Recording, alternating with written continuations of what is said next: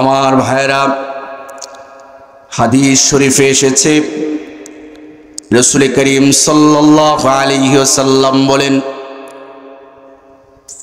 দাইয়ুস ব্যক্তি আল্লাহর জান্নাতে প্রবেশ করবে না। প্রশ্ন হলো, হুজুর দাইয়ুস কাকে বলে? উত্তর হবে, দাইয়ুস ব্যক্তি ওই পুরুষ, এমন পুরুষকে বলে যেই পুরুষ তার অধীনস্থদেরকে পর্দা প্রশিদা সম্পর্কে কিছুই বলে না, যদিও তার অধীনস্থরা বেপরদিগি জিন্দিগি করতেছে, যদিও তার অধীনস্থরা নির্লজ্জা এবং বেহায়াপনার জিন্দিগি করতেছে। প্রশ্ন হলো, হুজুর অধীনস্থ কারা? স্বামীর জন্য স্ত্রী অধীনস্থ, বাবার কাছে সন্তানেরা অধীনস্থ, বড় ভাইয়ের কাছে বোন অধীনস্থ। এবার আপনি হিসাব মিলায় দেখেন, ও দুনিয়ার স্বামীরা হিসাব মিলায় দেখেন, আপনি তো স্বামী হয়েছেন, বহু বছর হয়ে গেছে, আপনার স্ত্রীকে আপনি পর্দায় রাখতে পেরেছেন নাকি দাইয়ুসের অন্তর্ভুক্ত হচ্ছেন? আপনার মেয়েকে পর্দার ভিতরে রাখতে পারছেন নাকি দাইয়ুসের অন্তর্ভুক্ত হচ্ছেন? আপনার বোনকে পর্দায় রাখতে পেরেছেন নাকি দাইয়ুসের অন্তর্ভুক্ত হচ্ছেন? মনে রাখবেন, দাইয়ুস কিন্তু আল্লাহর জান্নাতে যেতে পারবে না। আমার ভাইয়েরা, অনেক মুসলমান তো এমন আছে যে ম্যানারই বুঝে না। অনেক মুসলমান, অনেক মানুষ এমন আছে যারা নিজের ঘর ছাড়া, নিজের বাড়ি ছাড়া অন্যের বাড়িতে গেলে অনুমতি ছাড়া, পারমিশন ছাড়া, সালাম দেওয়া ছাড়াই তার বাড়িতে ঢুইকা যায়, ঘরে ঢুইকা যায়। অনেক মানুষ তো এটাও জানে না যে কারো বাড়িতে গেলে তার বাড়িওয়ালার পারমিশন নিতে হয়, বাড়িওয়ালাকে সালাম প্রদর্শন করতে হয়, অনুমতি ছাড়া, নিজের ঘর ছাড়া, নিজের বাড়ি ছাড়া অন্যের বাড়িতে ঢোকা যায় না। অন্যের বাড়ির গেটের সামনে সোজাসুজি দাঁড়িয়েও থাকা যায় না, গেটের মধ্যে ধাক্কা ধাক্কি করা যায় না, গেটের উপর নিচ দিয়া উকি চুকি মারা যায় না।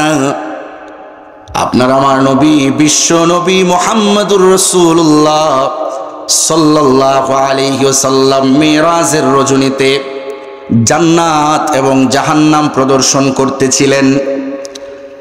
আল্লাহ পাক রব্বুল আলামিন রাসূলুল্লাহ সাল্লাল্লাহু আলাইহি ওয়াসাল্লামকে জাহান্নামের ভয়াবহতাও দেখাইছেন, জান্নাতের সৌন্দর্য, জান্নাতের মনোরম দৃশ্য আল্লাহ তাআলা নবীজিকে দেখাইছেন। জান্নাত ঘুরে ঘুরে দেখতেছিলেন। হঠাৎ করে নবীজির চোখ মুবারকে একটা সুন্দর চকচকা জকজকা বালাকানা নবীজির চোখে আটকা গেছে। সুন্দর একটা বাড়ি দেখছে। নবীজি মনে মনে চিন্তা করে, বাড়িটার বাহির সাইড এত সুন্দর, না জানি ভিতরটা কত সুন্দর হয়। আল্লাহ নবী হযরতে জিবরাইলকে জিজ্ঞাসা করে, জিবরাইল, এত সুন্দর বাড়িটা আল্লাহ পাক রব্বুল আলামিন কার জন্য বানাইছেন? জিবরাইল নবীজি সাল্লাল্লাহু আলাইহি ওয়াসাল্লামকে বলেন, হুজুর, বাড়িটা আপনার সাথী, আপনার সাহাবী হযরত উমর ইবনুল খাত্তাব রাদিয়াল্লাহু আনহুর জন্য বানাইছেন। সুবহানাল্লাহ। আরে জান্নাতের মধ্যে এত সুন্দর বাড়ি আল্লাহর পয়গম্বর আদমের জন্য বানায় নাই, মুসা ঈসার জন্য বানায় নাই, এই বাড়িটা আপনার জন্য বানায় নাই, বরং এই বাড়িটা আপনার সাথী, আপনার সাহাবী হযরত উমরের জন্য বানাইছে। নবীজি সাল্লাল্লাহু আলাইহি ওয়াসাল্লাম মেরাজ থেকে ফিরে আসছে। আয়েশা যখন উমরের সাথে সাক্ষাৎ হয়, উমরের বাড়ির বৃত্তান্ত করতেছে, উমর, আমি জান্নাত ঘুরে ঘুরে দেখতেছিলাম, হঠাৎ করে একটা সুন্দর বাড়ি দেখতে পেলাম, আর ওই বাড়িটা আল্লাহ পাক রব্বুল আলামিন তোমার জন্য বরাদ্দ করছে। সুবহানাল্লাহ। ওমর আমার মনে চাইছিল বাড়িটার ভিতরে একটু ঢুকি, কিন্তু ওমর তুমি যে ব্যক্তিত্বওয়ালা, তোমার যে পার্সোনালিটি আছে, তোমার যে আত্মমর্যাদা, তুমি যে ক্রেডিটওয়ালা সাহাবী, তোমার অনুমতি ছাড়া তোমার ঘরে কিভাবে ঢুকি? তুমি তো এখানে উপস্থিত না, তোমার অনুমতি ছাড়া তোমার বাড়িতে কিভাবে ঢুকবো? নবীজির সাহাবী হযরত ওমর হাউমাউ করে কান্দে দেয়, বাচ্চাদের মতো কান্না শুরু করে দিছে।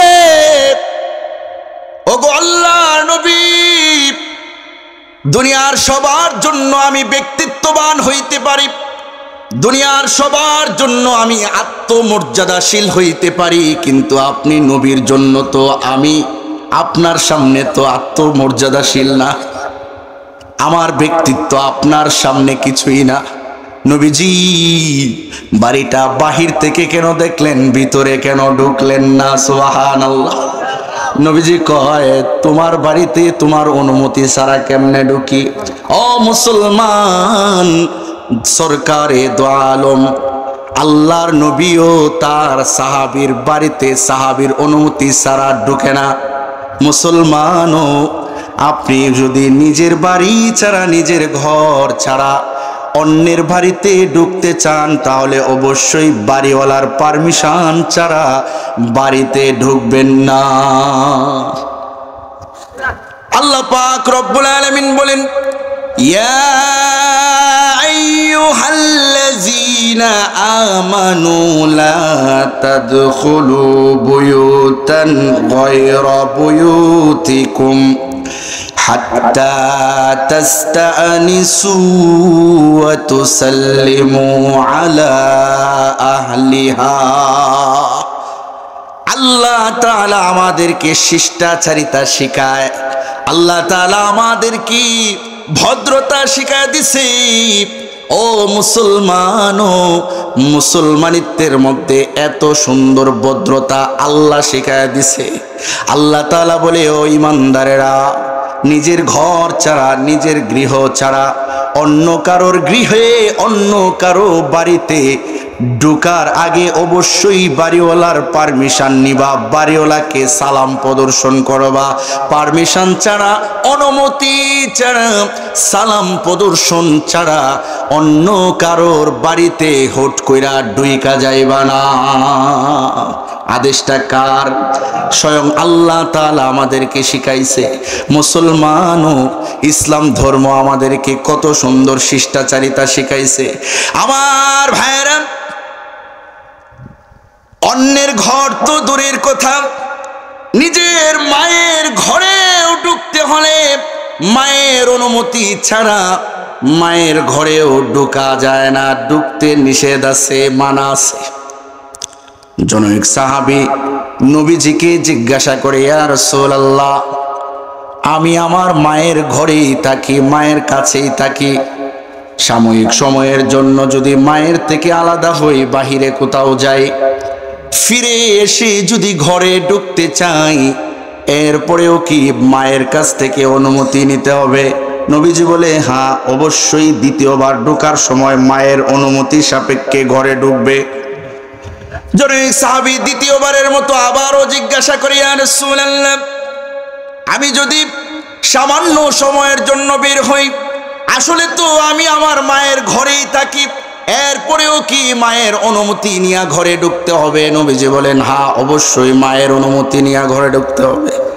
জনৈক সাহাবী তৃতীয়বারের মতো আবারও জিজ্ঞাসা করেন, ইয়া রাসূলুল্লাহ, আমি আমার মায়ের ঘরেই থাকি, মায়ের কাছেই থাকি, এই ঘরটাই আমার বসবাস করার বাসস্থান, এরপরেও আমি যদি সামান্য সময়ের জন্য বাহিরে যাই, আমাকে ফিরে এসে মায়ের অনুমতি সাপেক্ষে ঘরে ঢুকতে হবে নাকি? নবীজি বলেন, হ্যাঁ, অবশ্যই মায়ের অনুমতি নিয়ে ঘরে ঢুকতে হবে। কেননা তুমি কি তোমার মাকে উলঙ্গ দেখতে চাও নাকি? নাউজুবিল্লাহ। তুমি যে বারবার জিজ্ঞাসা করতেছো, আরে তুমি কি তোমার মাকে বস্ত্রহীন দেখতে চাও, উলঙ্গ দেখতে চাও? সাহাবী বলে, ইয়া রাসূলুল্লাহ, না না, আমি আমার মাকে বস্ত্রহীন দেখতে চাই না। নবীজি আবার বলতেছে অবশ্যই তোমার মাকে যদি বস্ত্রহীন দেখতে না চাও, উলঙ্গ দেখতে না চাও, তাহলে মায়ের অনুমতি ছাড়া মায়ের ঘরেও ঢুকবা না। সুবহানাল্লাহ পড়েন। মুসলমানও মনে করেন গ্রীষ্মকাল চলতেছে, প্রচন্ড গরম পড়ছে, বিদ্যুৎও চলে গেছে, ঘরের ভিতরে আপনার মা যেভাবে থাকার কথা হয়তো এভাবে নাই, তার কাপড়টা একটু এলোমেলো থাকতে পারে, আপনার মেয়ের কাপড়টা একটু এলোমেলো থাকতে পারে, আপনার বোনের কাপড়টা একটু এলোমেলো থাকতে পারে।